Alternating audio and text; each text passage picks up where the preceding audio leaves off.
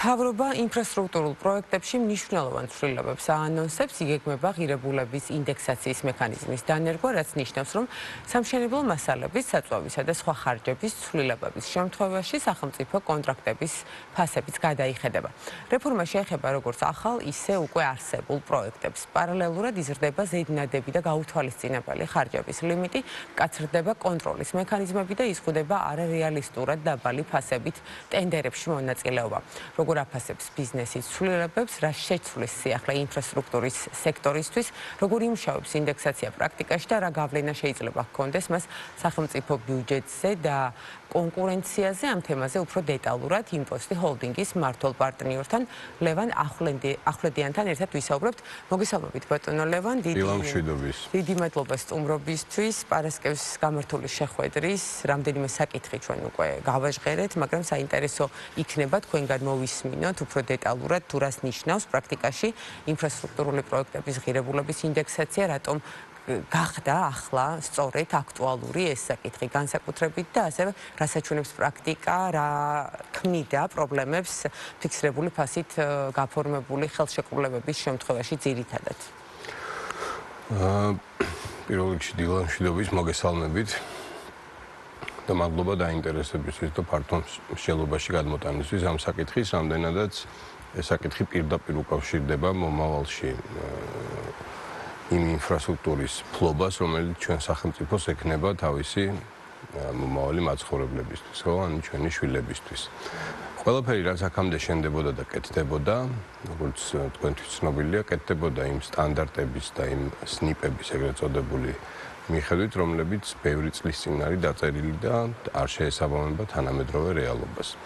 პერიოდულად სახელმწიფო, რა თქმა უნდა, სამუშაო ძალის ხელფას ითვალისწინებდა და ხდებოდა მისი მორგება საბაზრო ღირებულებებთან, თუმცა საბაზრო ღირებულება ყოველთვის ასწრებს სახელმწიფოს მიერ გამოცხადებულ ფასს, რადგან ეს არის პროცესის ნაწილი და ამ პროცესში სანამ ეს ახალი სტატისტიკა დაგროვდება და სახელმწიფო მიიღებს გადაწყვეტილებას, რომ ეს ფასის ცვლილება მოახდინოს, მანამდე სამუშაო ძალა ყოველდღიურად და ყოველკვირეულად იზრდება.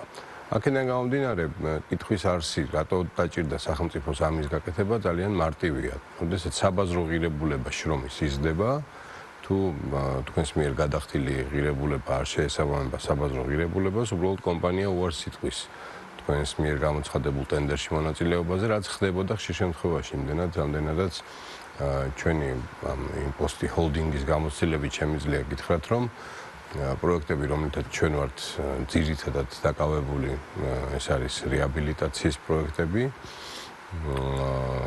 ძალიან გვიყვარს ჩვენ კომპანიას ძველი თბილისის რეაბილიტაცია, რადგან ხვდებით, რომ ნამდვილად ისტორიულ ღირებულებას ვიცავთ გაუბედურებისგან, დანგრევისგან, გაქრობისგან ისტორიის ფურცლებიდან და სწორედ ამაში ვხედავდით ჩვენ იმ მთავარ გამოწვევას, რომ ამ ტიპის მშენებლობებში განსაკუთრებით მაღალი კვალიფიკაციის მუშახელია მოთხოვნილი, რომლის ღირებულებაც თუ არ შეესაბამება საბაზრო ღირებულებას, ძალიან რთულია, რომ იმ ადამიანებს мотивация და ინტერესი გაუჩინო მუშაობის. ბატონო ლევან, გარდა მუშახელისა, ასევე სხვა დამატებითი მექანიზმები რა არის კრიტიკულად მნიშვნელოვანი, სადაც ინდექსაცია იქნება მნიშვნელოვანი, ვთქვათ. ყველაფერი მნიშვნელოვანია, ეს ცალკე ვერ გამოყოფთ. საწვავიც მნიშვნელოვანია, კინაც მნიშვნელოვანია, რა თქმა უნდა, ფოლადის თემა იმდენად, რამდენადაც ბევრი რამ რაც იწარმოება საქართველოში, ან არ იწარმოება და ხდება ამის იმპორტი, რა თქმა უნდა, როდესაც ეს გარშემო მიმდინარე სიტუაცია აბსოლუტურად არია სამშენებლო ბაზარი. თუ აქამდე ირანიდან შემოდიოდა მასალის ნაწილი, დღეს ამის შესაძლებლობა არ არსებობს. ეს ნიშნავს, რომ ანუ ის იაფიან სეგმენტში ძალიან მნიშვნელოვანი ცვლილებები მოხდა და შესაბამისად ფასების ზრდა განაპირობა ამ ყველაფერმა. ენერგომატარებლები საწვავს ალბათ ყველა ხედავთ, რომ გაზვირდა და შესაბამისად მშენებლობის დარგშიც ეს ერთ-ერთი მნიშვნელოვანი დანახარჯია ამ მექანიზმების თუ სხვა დანადგარებისთვის. აქედან გამომდინარე, ამ ინდექსაცია სწორ დროს მოხდა, დაეწია იმ პერიოდს, როდესაც საჭირო იყო ამის გაკეთება და მიუესალმები სახელმწიფოს მხრიდან იმის გაჟღერებას და იმ აზრზამდე მისვლას, რომ ადეკვატური საბაზრო ღირებულება უნდა გადაიხადო და შესაბამისად უკვე შეგიძლია მოითხოვო მაღალი ხარისხიც. კი ბატონო, ის პირდაპირ თამაში იქნება ალბათ ხარისხთან და ამ საკითხზე უფრო დეტალურად შევეხოთ ოდნავ მოგვიანებით. ასევე გაჟღერდა, რომ უკვე არსებულ პროექტებსაც, ანუ არსებულ პროექტებს, ძველ პროექტებს შეეხება. პრაქტიკაში ეს როგორ შეიძლება განხორციელდეს და რამდენად დიდია მასშტაბი? მიმდინარე პროექტებზეა საუბარი. ძალიან დიდი მასშტაბია, რამდენიმე ასეული მილიონის ტენდერები ცხადდება პრაქტიკულად ყოველთვიურად, ყოველდღიურად, მათ შორის ეს არის თუ შევხედავთ გლობალურად, ეს ხო არ არის მხოლოდ თბილისის მასშტაბით, ეს რეგიონის და მთელი საქართველოს მასშტაბით მიმდინარე პროექტები, ბევრ სახელმწიფო ინსტიტუტების მიერ გამოცხადებული ტენდერები. ჩვენი მხრიდან ჩვენი ორგანიზაცია არ იღებს მონაწილეობას მაგალითად გზების მშენებლობაში, არ იღებს სხვა ტიპის ინფრასტრუქტურის გარდა სამოქალაქო მშენებლობის დარგისა. ჩვენ სამოქალაქო მშენებლობის მიმართულებით, რასაც უყურებთ, ნამდვილად მნიშვნელოვანი მიღწევა იქნება პრაქტიკულად ეს ამბავი ჩვენთვის და საომავლო პროექტებისთვის. კი ბატონო, ტენდერებზე არარეალისტურად დაბალი ფასი არის კიდევ ერთი მნიშვნელოვანი საკითხი. შეიცვლება ის მიდგომა. კონკურენციის ნაწილში რა ცვლილებას გამოიწვევს? კონკურენციის ნაწილში, სადაც მაღალი კონკურენცია აქვს ქვეყანაში დღეს, რომ შეხედოთ და თქვათ, რომ კონკურენციას არ განიცდის დარგი, ნამდვილად არ არის ესე. თუმცა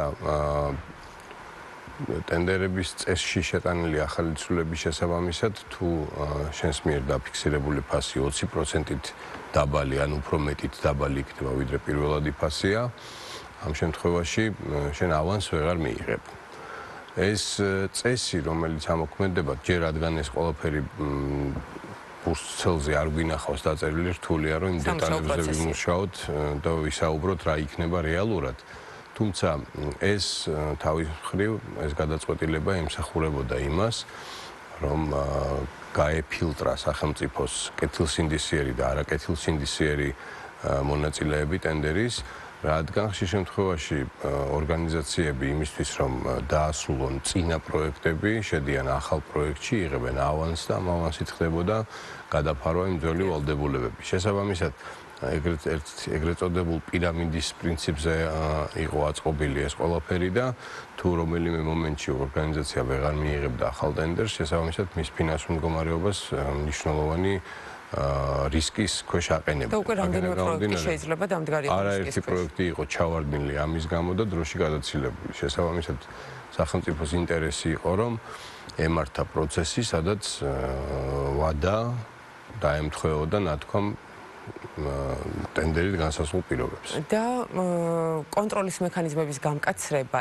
ერთ-ერთ ნაწილში ალბათ სწორედ ამასაც ითვალისწინებს და გარდა ამისა, ხარისხობრივად, თქვათ, გამკაცრებული კონტროლი, რას ნიშნავს, რას მოიაზრებს, რა გაჟღერდა შეხვედრად? ბევრი რამ გაჟღერდა, საინტერესო ინიციატივები, თუმცა კიდევ ერთხელ ვიმეორებ, ჯერ ეს არ არის ბოლომდე დასრულებული ფორმატით, ამიტომ ჩვენ არ შეგვიძლია ვისაუბროთ მანამდე, სანამ არ გავეცნობით ამ ცვლილებებს, რომ ამ ცვლილებებმა შეიძლება კიდე სხვა ცვლილებები გამოიწვიოს, რომელიც შეიძლება გაჟღერებული ჯერ არ ყოფილა.